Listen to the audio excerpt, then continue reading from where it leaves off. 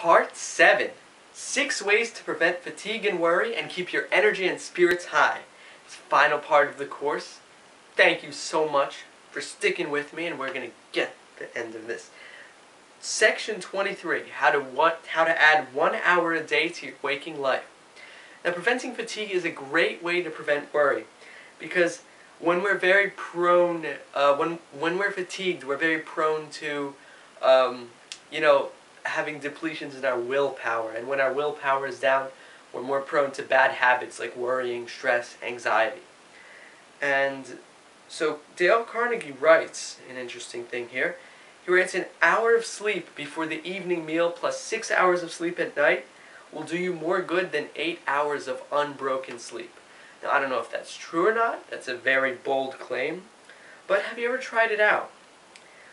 So when do you feel best energy-wise? How many hours of sleep do you get when you feel best? What time do you usually go to bed and wake up when you feel best throughout the day? Do you take a nap throughout the day? I think sleep habits are incredibly important to energy management, and I believe it's worth it to analyze and experiment with your sleep habits. Section 24. What makes you tired and what you can do about it. So, another very bold claim by Dale Carnegie here. Mental work alone can't make you tired. Can't say I completely agree with that statement, but there is merit here.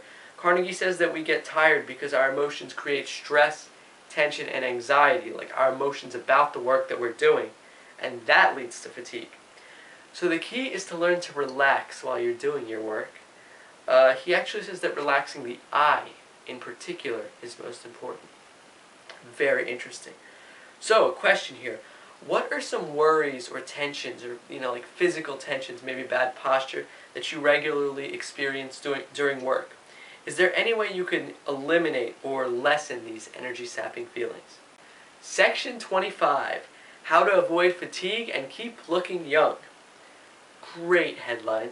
Dale Carnegie, such a good marketer. Such amazing headlines here. Question here. Talking about our worries is a good way to solve them. Do you have a person in mind who you can share your worries with? If not, try writing them down on a piece of paper on a daily or weekly basis, similar to the weekly review exercise we went over in section 22, the full things I have done. Really good. And if you don't have a person that you can talk your worries with, I think it's really it's worth it to build a social network. Section 26. 4 good working habits that will help prevent fatigue and worry.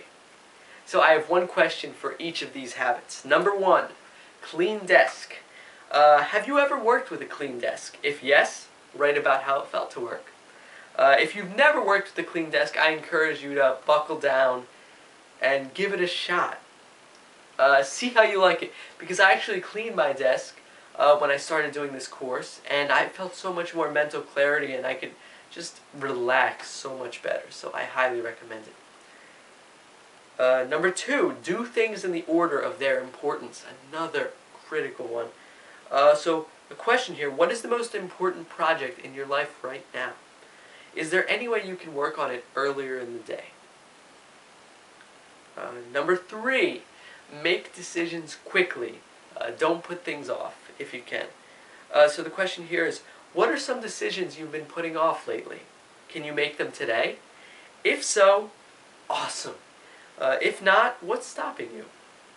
Please answer again in as much detail as possible to, help get insights about you, really what's stopping you. So you can get at the cause of the decision-making problem.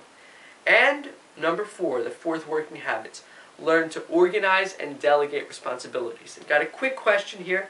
Is there anything or any tasks of work that you can delegate? Explain which ones, and if not, explain why. Section 27. How to banish the boredom that produces fatigue, worry, and resentment. So, boredom with your life and things that you do on a daily basis is a very good cause of fatigue. You don't want that. So a question I have here. The key is to make things, even the things you don't like doing, interesting. How can you make the boring parts of your life and job more interesting? For example, when I perform tasks that don't require much conscious thought, I like to have an audio book or an audio course playing in the background. And I find that makes the work much more enjoyable and interesting when I'm learning in the background. This is for mechanical tasks that don't require much conscious thought. Section 28, how to keep from worrying about insomnia.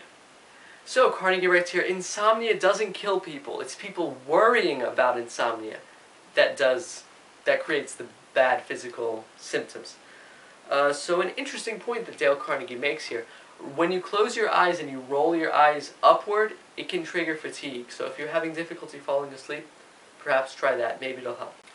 I don't have any questions for this section. It's the last section of the book. You have just completed the course. Watch the next video, the conclusion, for some closing words.